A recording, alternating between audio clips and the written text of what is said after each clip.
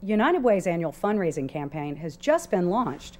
What's the goal this year? Why is it so important to hit this goal? And who will help? We'll see some of the stars of United Way's fundraising campaign today.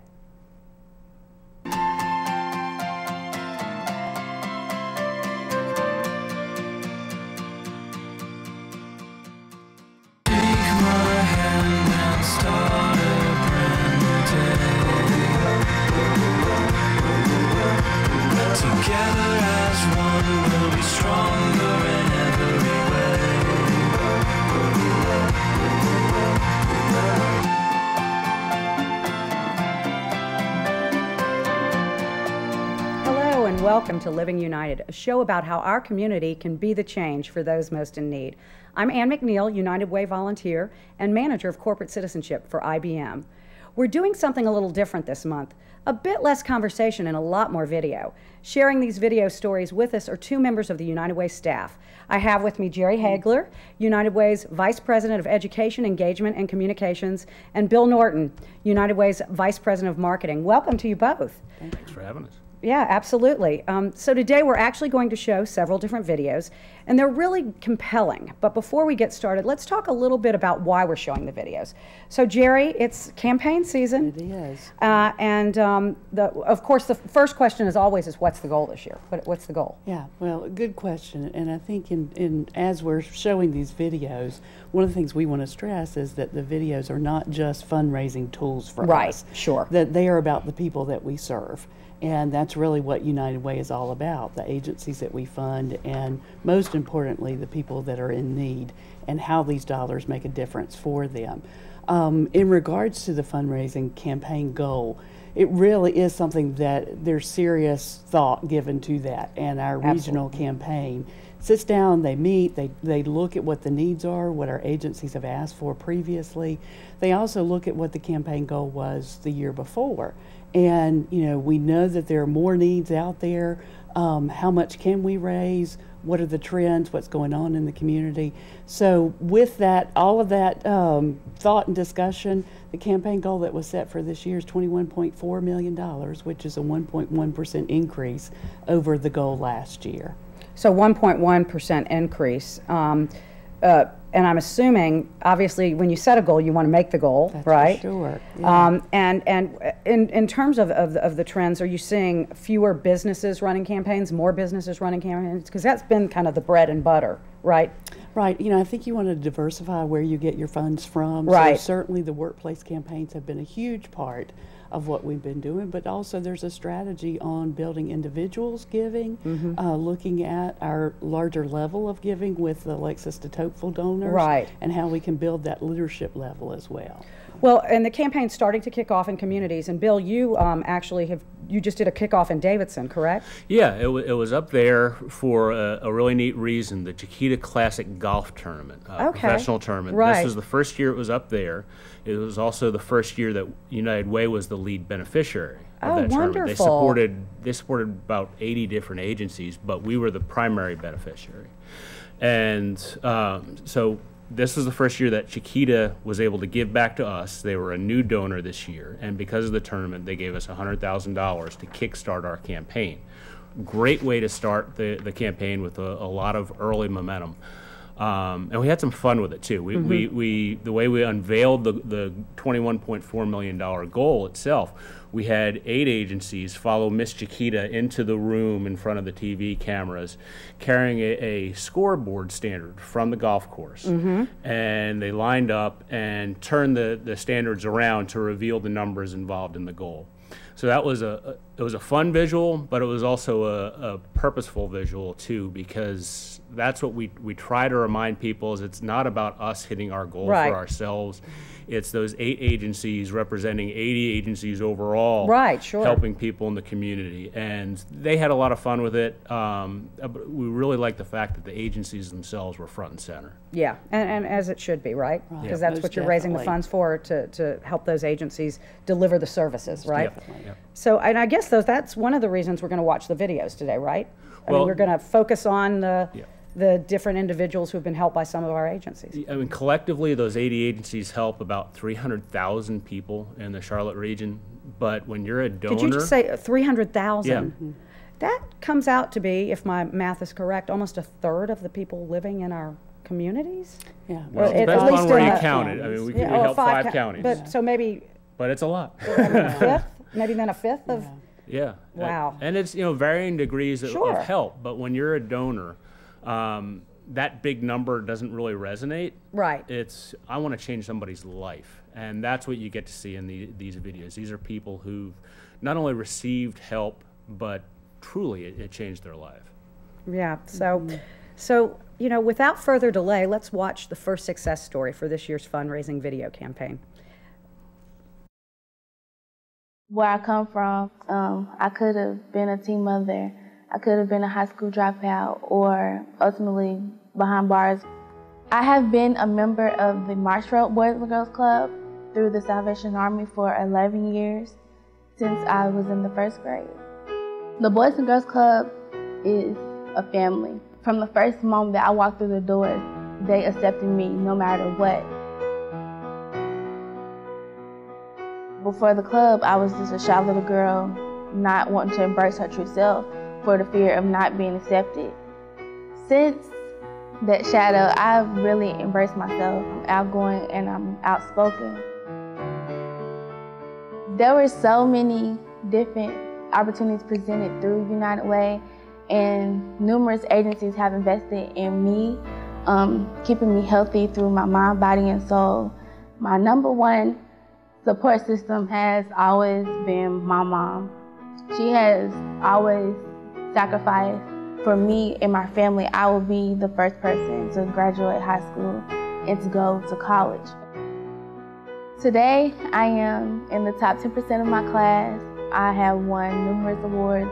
I will be attending the #2 ranked public university in the nation, and I am excited beyond words. I am not going to let anything hold me back. Jalen is symbolic of United Way's new collective impact push in children and youth. Jerry, can you briefly tell me a little bit more about Jalen's story? Yeah, and to tell you a little bit about collective impact before we get in with Jalen, collective impact is a word we use a lot at United Way. Right. But for the general public, so that they better understand, that's a area that we're moving to with United Way so that we have greater outcomes and greater results. Previously with our agencies, there were so many goals and so many different outcomes that we really need to look at what are the biggest needs within our communities and how can we address those and have the greatest outcomes. So with the collective impact in children and youth, we brought 16 of our agencies that we fund in Mecklenburg County, and they serve all the way from birth to 18. Right, okay. And overarching goal for those groups is around increasing the graduation rate of at-risk students. Okay. And that's a perfect example of Jalen. Jalen certainly had factors in her life that could have given her reason to give up. Right. From a standpoint of neighborhood where she grew up, single parent family. And certainly, she could have said, these are the reasons why I can't be successful or, won't be successful. But I think there were multiple agencies that wrapped their support around her. And most definitely, she had a mother who was very, I was going to say, interested her mother, in her success. Well, and her mother made sure that she got the support needed for the family. She did. She sought out resources. Right. And so, Jalen says the Salvation Army Boys and Girls Club was her second family. Yeah. And so she was there from first grade all the way up to graduation. They helped build her self-confidence and increased her motivation and really... Well, and she had access to things, having spent time at the boys. She had access to resources after school that she probably wouldn't have had at home. Most definitely. Yeah. They got her involved in clubs, Yep. Helped her academically, so she was able to go on and now is at the University of Virginia and wants to be a nurse practitioner, Wow. a physician's assistant, and she has big plans, and I know she will achieve those plans. She is a very inspirational young lady. She is extremely articulate. Yeah. And that's for our collective impact focus area in education. That was the first initiative we launched. Right. Right before kicking off our campaign this year, we announced our second one, which is going to help great. the homeless. Wonderful. And it's a broad spectrum of agencies who are involved. I mean, you might have somebody who's right on the verge of being homeless. It's not, just the shelter. How do you keep Right. someone from getting to that point? Or helping them in the shelter, or if they might be in transitional housing, Sure. ready to go out into the quote-unquote real world again. What final steps do you need to really make sure that they are ready so they don't end up back at square one or square two? And that's what the new collective impact push for the homeless is about. It's really going to meet people where they are in their particular circumstance. And I have to say that the agencies who are involved, How many mostly, are there? well, this one's a little different because It's not a specific number of agencies You know, like the and others. It's not just United Way agents. That's Right. the difference. So we have the city involved, the county involved, we have agencies who aren't normally United Way funded agencies involved, churches, because certainly that is a passion of theirs. So there are about 40 to 50 different partners involved Wow. in this one. And the really neat thing is they're all excited about it. The donors are excited about it. We've gotten great feedback so far, so I think it's got some really good early momentum. Well, and that's a good teaser for a future show, actually. I Absolutely. think we We'll need have to... a whole separate show on that. Yeah, yeah. But for now, let's take a look at the next video. 2 years ago, when I came to Charlotte, leaving a very unhealthy relationship with my ex-husband. Our home had been out of control for years. There was a moment that came that I knew I had to be stronger than I ever was before. This was it. I did not want my son to grow up and beat his wife. I did not want my son to grow up and be angry. We were able to be connected with multiple agencies in the Charlotte area. Our first step was temporary housing through the shelter. The Women's Commission assisted us to get us established in a home. From there, I went to Goodwill Industries to obtain employment and continue the therapy that my son and I both needed. I am absolutely a different person. I was beat down and drowning.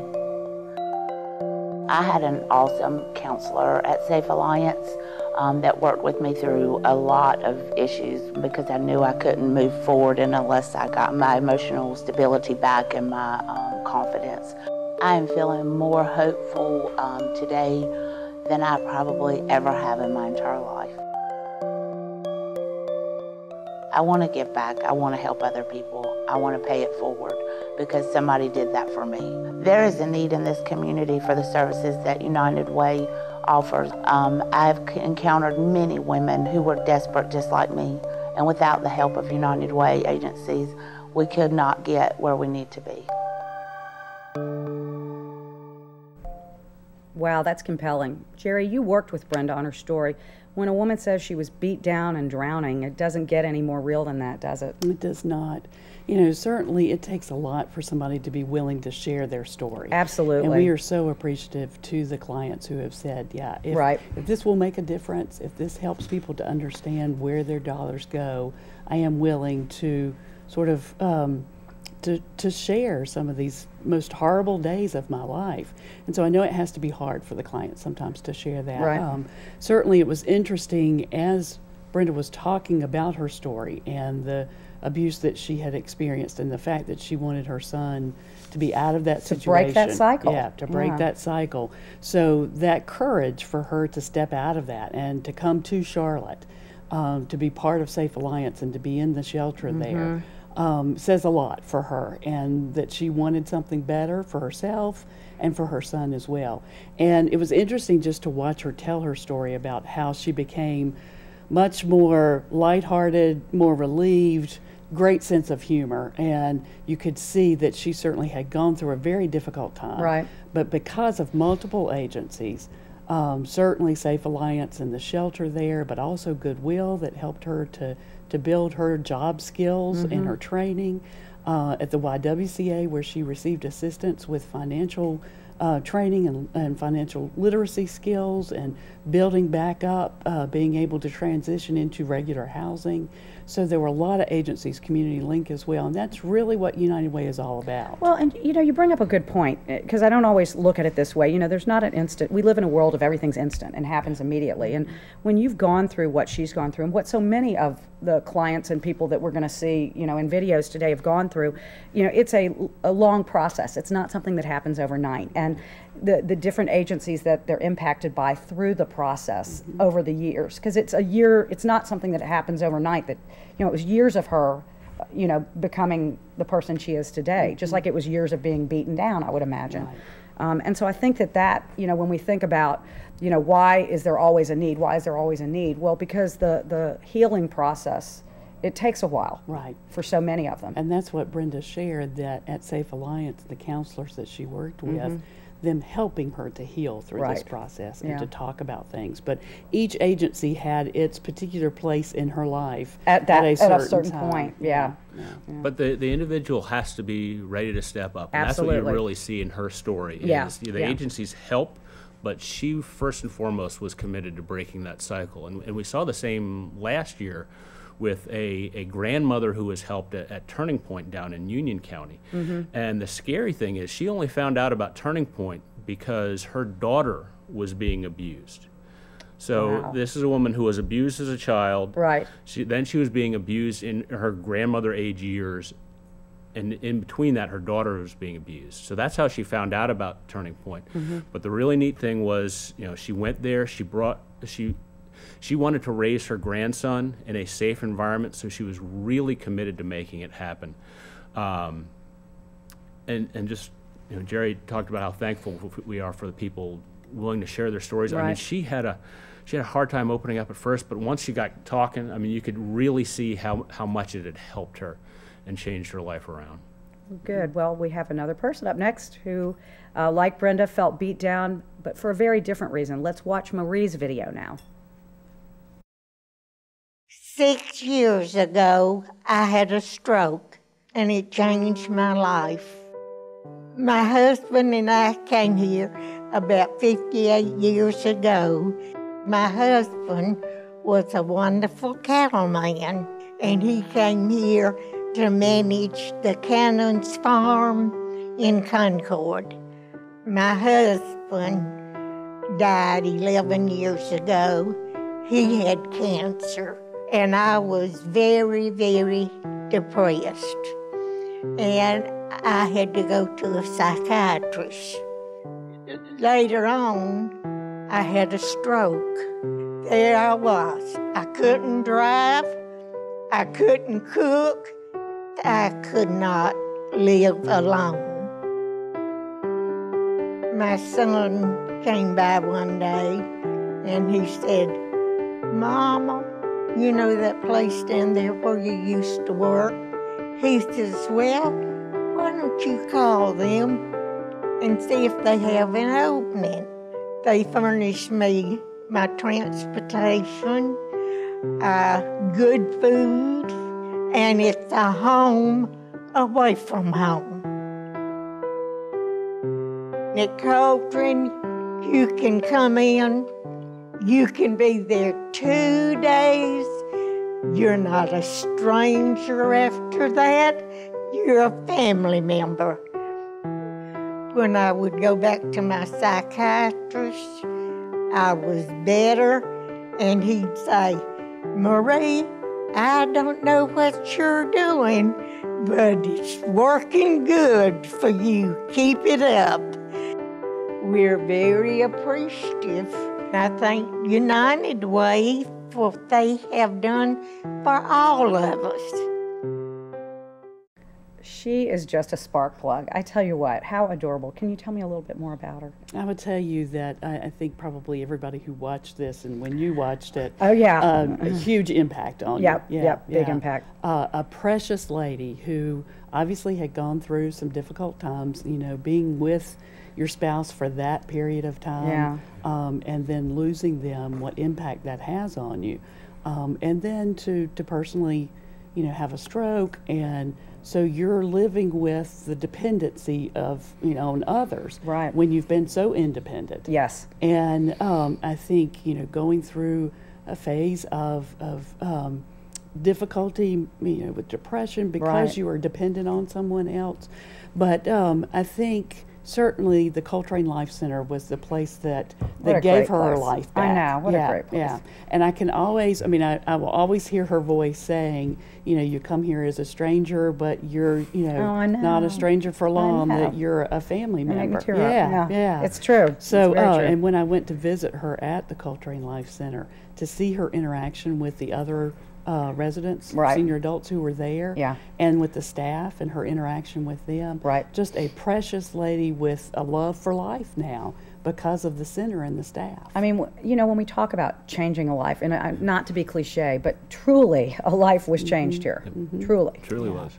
And the neat thing is with these videos, and we've got more on our website as well. I mean, we've got people from all walks of life, all over town, different areas of town. She's from And different Concord. areas, not just our town, but the Yeah, region, right? Yes, exactly. Yes. She's Yeah. from Concord. Our next video is going to be from Lake Norman. We've got ones from Union and Anson on the website. And you know, if you're, what that speaks to me is, you know, if you're in South Charlotte or if you're in Union County, well, Right. why should I care about somebody in Concord? Well, first of all, you can't see her story and not feel like, wow, it was neat that my donation helped, even if I don't live in Concord. Right. But for every Marie that we show in a video, there are scores more in your neighborhood, Absolutely. just like her, who need Yep. that same quality of help and who your donation is helping. So that's what we really try to emphasize is it's not about political boundaries, racial boundaries, demographics. It's about helping your neighbors in need. Absolutely. And speaking of neighbors, let's take a look at our last video about a family near Lake Norman. Let's go ahead and watch that one now. You never know what life is going to throw at you. But you have to be willing to work hard so that you can make it through. I applied for a Habitat home when I was 18 years old. I was in college, had one child, was a single mother, and it was very challenging. Habitat taught me to be a leader, not only for my son, but for others. I learned how to swing a hammer for the first time doing that, but it was such a great experience. And I earned 600 sweat equity hours. I met so many wonderful people and built some fantastic relationships.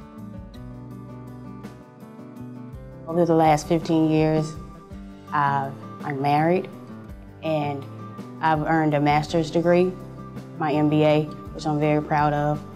And I'm actually working for Habitat as the Director of Family Services. I teach budgeting and credit counseling, and I teach them how to be successful in their Habitat home. I see many of the struggles and challenges that families face that come into my office today, and just being able to instill the hope of a brighter tomorrow is such a great experience. I came into the program at a very young age, and so many people put their hands around me to help me and to lift me, and I really appreciate it, and I want to help others. Education and hard work was instilled in me at a very young age, and I do the same for my boys, and I know they're going to make me proud. I personally believe in United Way, and there's definitely so much more that needs to be done in our community. You can really see that Lorica is someone who turned her life around, and now she's making a difference for others. Jerry, tell us a little bit about her beyond the video, if you would, please. Well, I have a personal attachment in that our family and the church that we attend helped build her Habitat house. Oh, wow. And I have known Lorica for a number of years. We Right. won't say how many. I think she said it in the yeah. video. I think it was around 15, maybe. But just, you know, certainly her work ethic and her Yeah. values, and the fact that, you know, having a baby At when the she time, was a yeah. teenager, And now he's a teenager. and he is a teenager now. You know, she wanted to certainly make life better for him. Absolutely. She was in college. She now has gone on to get her master's. She's working at Habitat, where she received so much help, and they lifted her up. Now she's lifting other people up. Right. So as Director of Family Services there. fabulous. She just has made a huge difference in the community, and certainly was served by the community, but she's turned Right. that around and giving back now. Oh, that's such a wonderful story. All of these stories have been so phenomenal. It's neat. You got a really interesting symmetry between her story and Marie's before. Yeah. And Marie's, you know, she helped Coltrane Life Center, never thinking that years later, she'd go back and get help from them. So to see that evolution is amazing. And then here you have the reverse. You have a young woman who needed help, but because she got that help, not only was she in position to help others, but it really grew for her the passion to give back. And so now she's at Habitat serving other people just the same way she was being served. And you see that symmetry on so many of our stories. You got people with very small paychecks in some instances, but they are paying it forward. They are going to pay it forward either by telling their story, by giving out of their limited income, or in many cases both. Good. So you know, this is a question I get asked as, you know, I talk to people out in the community and back at IBM where I work, you know, why should people give to United Way rather than the agencies? Because that's always a question. You know, obviously these videos have focused on the agencies that have been helped. So if you can talk a little bit about, you touched on it a little bit earlier about all the different, you know, pieces for one person being helped, but if you can go into that a little bit more. It's a great question, and we always want people to ask us that. Absolutely.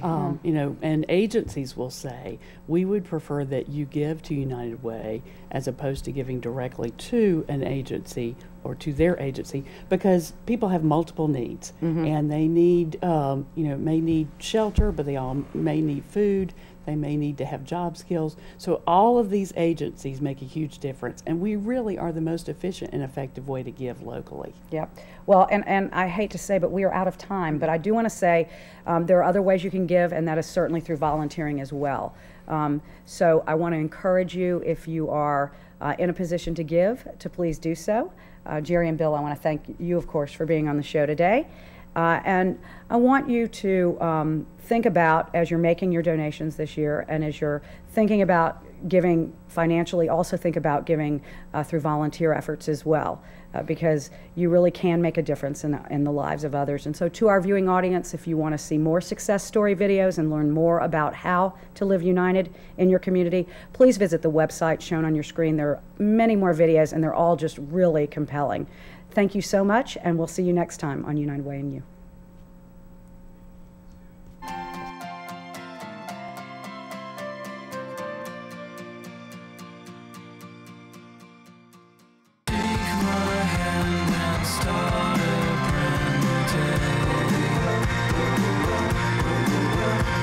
Together